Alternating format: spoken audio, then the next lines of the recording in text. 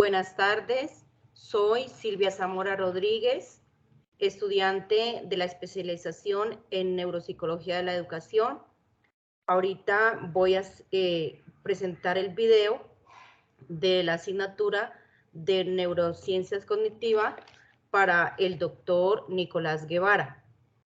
El tema que voy a exponer en estos momentos es el tema de la percepción, incluyendo allí el concepto de lenguaje, los modelos teóricos del lenguaje y como también las teorías del lenguaje.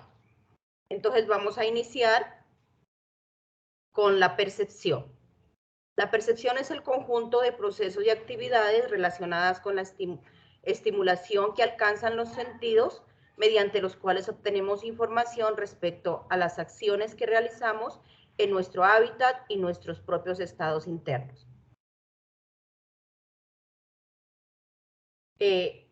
La percepción es el primer proceso,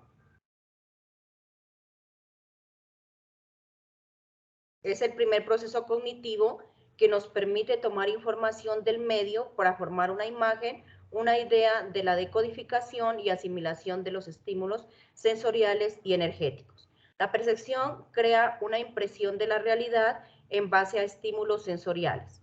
Es el conjunto de procesos mentales mediante los cuales nuestro cerebro interpreta los estímulos que recoge a nivel sensorial del entorno que nos rodea. Características de la percepción. Entre estas características tenemos que es inferencial, que es constructiva, se distingue de la sensación, se sirve de nuestros sentidos, como es en el sentido visual con la imagen, en el sentido auditivo con el sonido, en el sentido olfativo con el aroma, con el gustativo el sabor. Y tenemos el táctil con el contacto físico. También requiere de atención, tiene un propósito, tiene un proceso, es relativa, percepción de personas u objetos, percepción extrasensoriales. Entre estas tenemos la telepatía, la telequinesis, la precognición, la intuición, retrocognición, sinestesia, la clarividencia y la psicoquinesia. La conceptualización del lenguaje. El lenguaje es una función superior que desarrollan los procesos de simbolización relativos a la codificación y a la decodificación. La producción del lenguaje consiste en la materialización de signos sonoros o escritos que simbolizan objetos, ideas, etc., de acuerdo con una convención propia de una comunidad lingüística. Dentro del lenguaje hay diversos procesos que pueden verse afectados. Entre estos procesos tenemos la expresión, que es la capacidad de formular ideas con sentido y de manera gramatical correcta, la comprensión, que es la capacidad de entender el significado de las palabras o ideas, el vocabulario, conocimiento del léxico, la denominación, que es la capacidad de nombrar objetos, personas o hechos. También tenemos la fluidez, que es la capacidad para producir de manera rápida y eficaz contenidos lingüísticos. Tenemos la discriminación, que es la capacidad de reconocer, diferenciar e interpretar contenidos. Tenemos la repetición, la capacidad para producir los sonidos que se escuchan.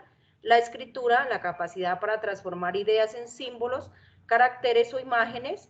Y la lectura, que es la capacidad para interpretar símbolos, caracteres e imágenes y transformarlos en el habla. El lenguaje sirve para comunicarnos en cualquiera de sus formas, ya sea de forma oral o forma escrita.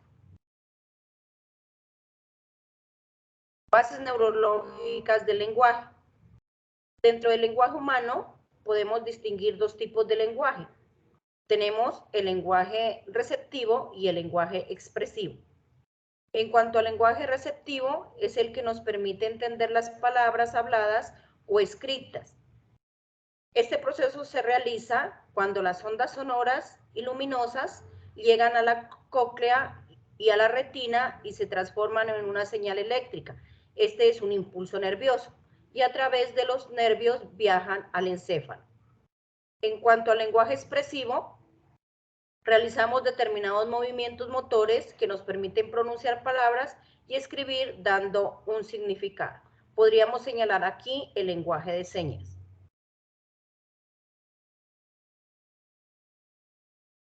La lateralización, esta es la conducta verbal, donde la lateralidad se hace en el hemisferio lateral izquierdo. La mayoría de las dificultades en la lengua o en el lenguaje vienen determinadas por lesiones o problemas graves en este hemisferio del cerebro. Ahora sí vamos a pasar a los modelos teóricos del lenguaje. Entre esos modelos tenemos el primer modelo, que es el conductista. En este modelo se hace el primer intento de proporcionar una explicación al desarrollo del lenguaje, exponiendo los procesos de aprendizaje del lenguaje en los niños. Su principal exponente es Skinner en 1957. Otro modelo tenemos la teoría anatista. Su máximo exponente es Chomsky, primer lingüista que intentó explicar las propiedades estructurales universales del lenguaje, estructura profunda, estructura superficial del lenguaje. Las reglas de las gramáticas generativas serían universales, o sea que sería algo lógico asumir que puesto que todo el mundo aprende el lenguaje, este debería ser una capacidad innata, es decir, algo por lo que todo el mundo nace. En la teoría de Vygotsky, miramos que es un proceso de memoria, solución de problemas y la relación entre el lenguaje y el pensamiento. El desarrollo del niño en el lenguaje hablado, escrito y de los sistemas numéricos es equiparado a los cambios culturales en el uso y dominio de este sistema de signos, donde influye mucho el lugar, pues, donde el niño vive o donde el niño se desarrolla. La teoría de Brunner, esta teoría nos dice que la interacción social, para ello introdujo el concepto de las. Con la L el lenguaje, con la A la adquisición, con la S soporte y con la S sistema. Y él asegura que el niño aprendería a hablar a través de la interacción que tiene con su madre a diario. Debe darse marcos de interacción social adecuados para que tenga lugar el aprendizaje. A esto lo llamamos andamiaje. Aquí también presento la referencia bibliográfica. Este es mi video, entonces, de la actividad propuesta para la actividad 7, propuesta para este corte. Muchas gracias por su atención. Hasta luego.